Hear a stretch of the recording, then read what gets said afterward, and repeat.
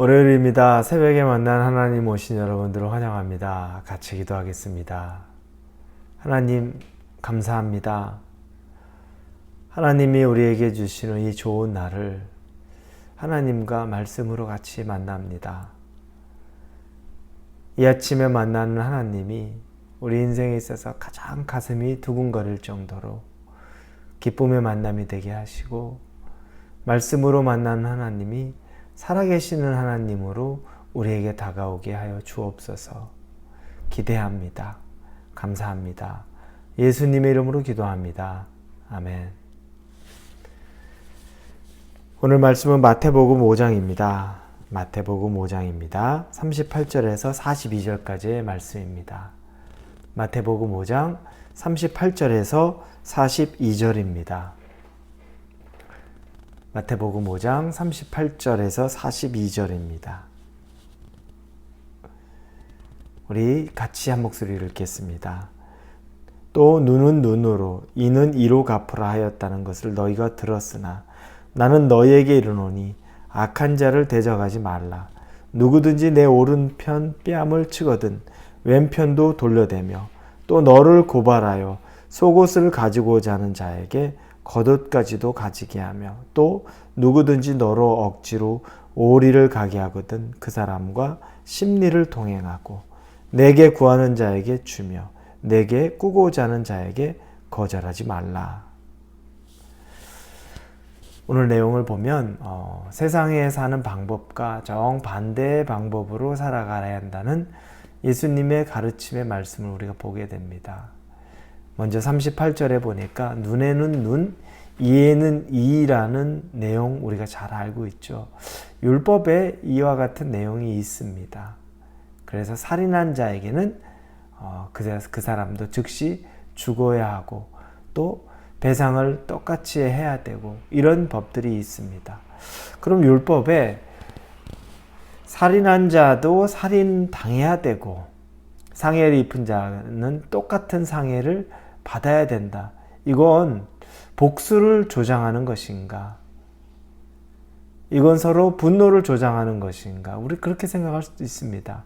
율법도 하나님이 주신 것인데요.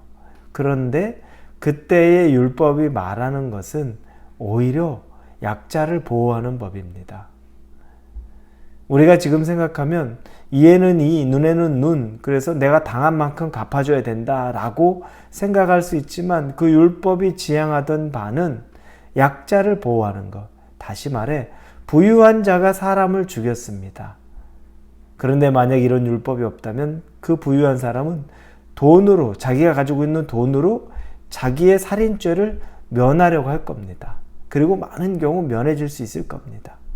우리가 요즘에 그런 일들을 많이 보죠. 유전, 무죄, 무전, 유죄.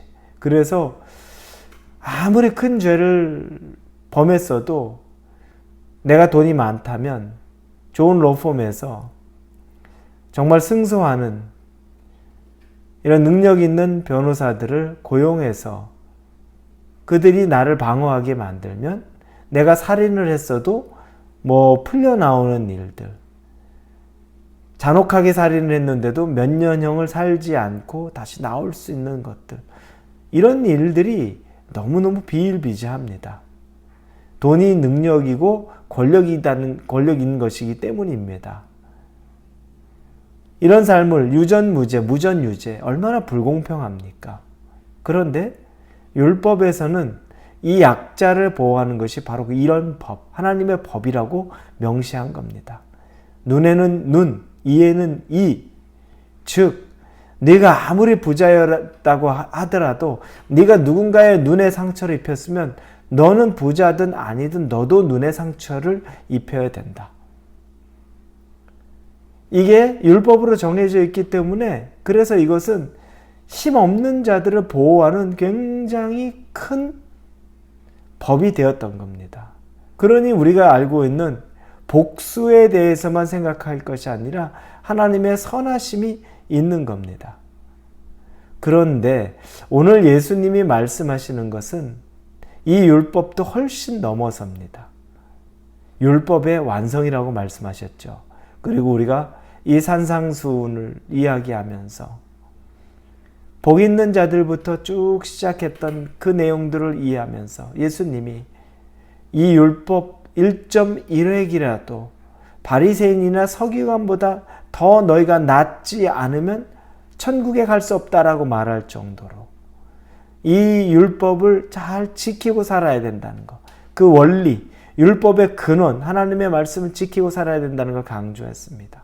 그런데 여기서 예수님은 한 발 더 나아가서 율법의 완성으로서 이 율법도 아무리 약자를 보호하는 것이어도 또 눈에는 눈, 이에는 이가 될 수밖에 없는데 예수님이 오셔서 가르친 것은 이제 정반대입니다. 그것도 넘어서는 겁니다. 하나님이 가르쳐 주신 그 율법, 예수님 오기 전에 있었던 그 율법도 또 넘어서는 겁니다. 그것은 내가 그 밑에 우리 쭉 보죠. 39절부터 보면 악한 자를 대적하지 말라. 누구든지 내 오른편 뺨을 치거든 왼편도 돌려대며 또 너를 고발하여 속옷을 가지고자 하는 자에게 겉옷도 가지게 하며 억지로 오리를 가게 하거든 그 사람과 심리를 동행하고 구하는 자에게 주며 꾸고자 하는 자에게 거절하지 말라. 모든 것이 다 이 세상 사람들이 추구하는 것에 반대입니다. 우리는 조금이라도 더 안 주려고 하고 조금이라도 더 멀리 안 가려고 하고 조금이라도 더 아끼려고 하고 손해보지 않으려고 하는데 예수님은 그러지 말라는 거죠. 더 손해보라고 말씀하시는 겁니다. 그런데 예수님이 이 말씀만 하신 것인가? 아니죠. 우리는 예수님을 보면서 그분의 삶이 이 일을 행했던 것을 봅니다. 그분은 죄가 없음에도 불구하고 죄인으로 판결을 받고 십자가를 무죄함에도 불구하고 지게 되었습니다. 그 십자가를 지고 그리고 자신의 옷을 다 벗기고 채찍질하고 욕하고 침뱉는 자들, 그들을 바라보면서 마지막 순간에 예수님께서 하나님 저들이 하는 짓을 알지 못하나이다. 저들의 죄를 용서하여 주옵소서. 우리가 감히 할 수 없는, 상상도 할 수 없는 것을 바로 예수님은 하셨던 겁니다. 이건 삶으로 우리에게 가르쳐 준 겁니다. 이 삶으로 가르쳐 주신 능력이 얼마나 컸으면 스데반 집사가 순교할 때도 동일합니다. 예수님과 너무너무 비슷하게 순교하죠.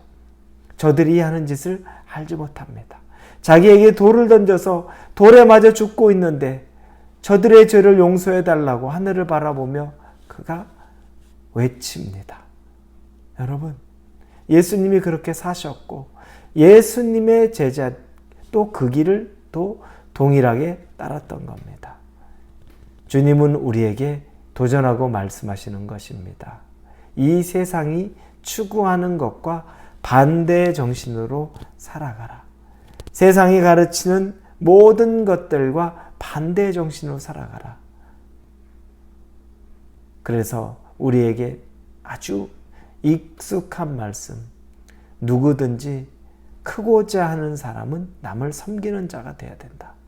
섬김을 내가 받고 싶으면 네가 섬기는 자가 돼야 한다라는 겁니다. 로마서 16장 9절에 이렇게 쓰여 있습니다. 너희가 선한 데는 지혜롭고 악한 데 미련하기를 원하노라. 선한 데는 지혜롭고 악한 데는 미련해라. 혹시 우리가 반대로 사는 것 아닙니까? 선한 데는 미련하고 악한 데는 지혜로운 것. 세상에선 그렇게 살죠. 그런데 예수 믿는 우리도 그렇게 사는 것은 아닙니까? 오늘 이 월요일 아침을 우리가 지내면서 이 말씀을 다시 꼭 기억하기를 원합니다. 우리가 이에는 이, 눈에는 눈으로 갚는 그 세상의 방식으로 살아가는 것이 아니라 예수 그리스도가 우리에게 주신 그 방식으로 살아가고 선한 데는 지혜롭고 악한 데는 미련할 수 있는, 그래서 하나님이 기쁨이 될 수 있는 그 삶을 살 수 있기를 예수님의 이름으로 축원합니다. 기도합니다. 하나님 감사합니다. 율법의 완성으로 오신 예수님으로 더불어 무엇이 율법을 넘어선 정말 예수님이 가르쳐 준 삶을 사는지를 알게 됩니다. 누구보다 손해보고 누구보다 다른 사람을 섬길 줄 알고 선한 데는 지혜로운데 악한 데는 미련한 자의 삶을 사는 우리가 되도록 인도하여 주옵소서. 예수님의 이름으로 기도합니다. 아멘.